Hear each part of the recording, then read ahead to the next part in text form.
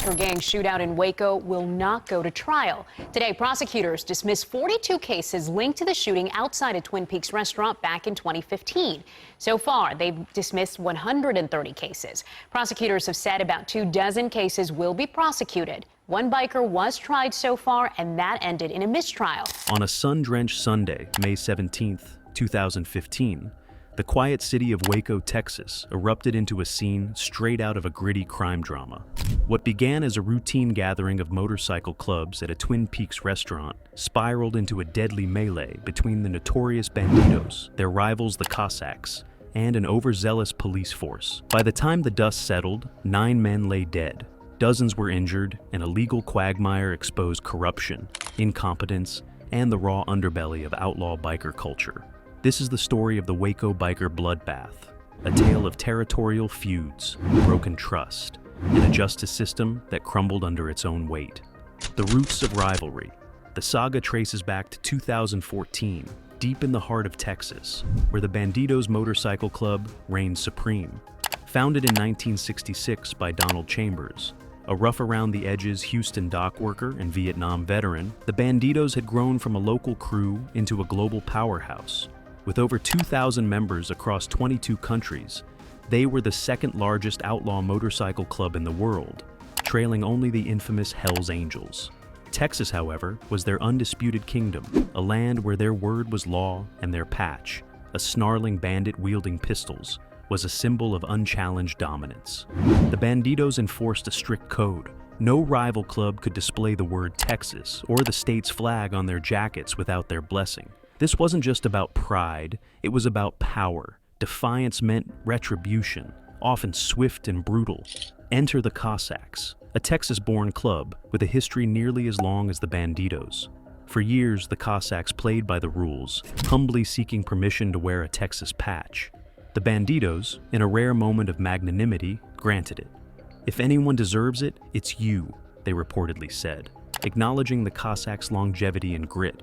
But peace between outlaws is fragile. By late 2014, the Cossacks committed an unforgivable sin. They enlarged their Texas patch, making it bigger than the Bandidos. To the Bandidos, this wasn't just a fashion faux pas. It was a declaration of war. At a tense meeting in the home of National President Jeffrey Pike, the Bandidos' leadership fumed. Justin Forster, the club's national sergeant-at-arms, recalled the outrage. It was an insult. Plain and simple. The Bandidos revoked the Cossacks' patch privileges, but the Cossacks, emboldened, refused to back down. Tensions boiled over at a Toys for Tots event, where Bandidos savagely beat a Cossack for his defiance. The Cossacks' rebellion inspired other clubs, like the Fort Worth-based Ghost Riders, to challenge the Bandidos' iron grip. On December 12, 2014, Howard Wayne Baker, president of the Fort Worth Bandidos chapter, decided to send a message. Leading 20 Bandidos into Gator's Bar, they unleashed a vicious assault on the Ghost Riders, wielding hammers, bats, and flashlights. In the chaos, Ghost Rider Jeffrey Brady was thrown out, kicked senseless, and shot dead by a Bandido. The message was clear: wear the Texas patch at your peril. A highway to hell. The feud escalated into a full-blown vendetta. On March 22, 2015, 10 Cossacks ambushed a lone Bandido on a Texas highway, forcing him off the road and pummeling him with chains and batons before stealing his bike. Later that day, Bandidos cornered a Cossack at a Dallas truck stop, demanding he surrender his Texas patch. When he refused, they beat him with hammers and ripped the jacket from his back. The FBI, monitoring the escalating violence, noted a chilling development. Both clubs had adopted a kill-on-sight policy. Bloodshed was inevitable. Against this powder keg backdrop, the Texas Council of Clubs and Independents scheduled a regional meeting in Waco on May 17, 2015. The council, a coalition advocating for motorcyclists' rights, was heavily influenced by the Bandidos, a founding member. The Cossacks, wary of Bandido dominance, typically boycotted these gatherings. But this time, the Bandidos made a provocative move. They shifted the meeting from Austin to Waco, deep in Cossack territory.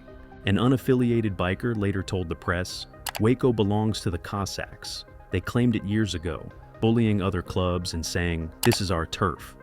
The Bandidos' decision to invade Waco was no accident. A police affidavit revealed their intent to flex their muscle and reassert dominance. The Cossacks, sensing a challenge, arrived early at the Twin Peaks restaurant, over 60 strong, seizing the patio where the meeting was set to occur. The stage was set for a showdown, the Twin Peaks Massacre. As the Cossacks staked their claim, Waco police, including SWAT teams, were already in position, tipped off about potential trouble. When a convoy of bandidos, led by Dallas chapter president David Martinez, roared into the parking lot, the air crackled with hostility. The spark came when a bandido's bike accidentally rolled over a Cossack's foot. Words were exchanged, then fists. When Bandito Reginald Weather tried to de-escalate, a Cossack's punch sent him reeling, igniting a brawl that exploded like wildfire. Within seconds, gunfire erupted. Police dash cam footage captured a chaotic blur of bikers swinging fists, drawing weapons, and diving for cover. Witnesses described a cacophony of pistol shots, followed by the unmistakable chatter of automatic rifles. A SWAT officer later testified to shooting a biker, aiming a revolver, while another officer took down a gunman, firing wildly. The battle lasted just over 2 minutes, but its toll was staggering. 9 dead, 7 Cossacks, 1 bandito, and 1 unaffiliated biker, and over 20 wounded. As the smoke cleared, bikers surrendered or lay prone, some desperately tending to the injured. But the police, according to a Bandidos chapter president, were callous. Not one officer helped the wounded, he claimed. They threatened us if we tried to get our guys to an ambulance. 3 men bled out right there. They could have been saved. The police recovered over 300 weapons, knives, hammers, brass knuckles, and handguns, and rounded up 171 bikers, herding them into custody. A legal train wreck. What followed was a masterclass in prosecutorial overreach and institutional failure. District Attorney Abel Reyna, arriving at the scene, ignored the police chief's concerns about mass arrests and ordered anyone wearing Bandidos or Cossacks colors detained. Citing probable cause, Reyna's team issued identical arrest affidavits for all 171 bikers, charging them with organized criminal activity and conspiracy to commit murder, capital murder, or aggravated assault. The charges carried penalties of 15 years to life. The arrests overwhelmed Waco's jails, forcing authorities to shuttle detainees to a nearby ICE facility. Bonds were set at a staggering $1 million, requiring $100,000 for release, a sum most bikers couldn't afford. Pro bono lawyers, drawn to the high-profile case, fought to lower bonds, but the last biker wasn't released until over 5 months later. No one faced murder charges, a sign of the case's shaky foundation. The prosecution's case was a house of cards. Most arrested bikers were guilty of little more than being at the wrong place at the wrong time. Firearms recovered were legally owned, and Texas self-defense laws gave defendants a strong shield. It took 2.5 years to bring the first case to trial, that of Jake Carrizal, a Dallas bandito. Prosecutors thought they had a slam dunk. Carrizal had violated bail terms, lied about carrying a gun, and sent incriminating texts about confronting Cossacks. But Carrizal played the self-defense card, tugging at jurors' heartstrings, with a tearful story about his father's death. After 14 hours of deliberation, the jury deadlocked and a mistrial was declared. Corruption and collapse. The Waco Police Department faced mounting scrutiny. Bikers accused officers of violating their rights, and rumors swirled about undercover agents stoking the violence. Witnesses claimed to see men swap Cossack jackets for police badges. The police stonewalled media requests and withheld evidence, claiming officers fired only 12 shots. Yet many suspected more, given the presence of automatic weapons, accessible only to law enforcement. The police admitted to killing 4 of the 9 victims, but never proved bikers fired at them.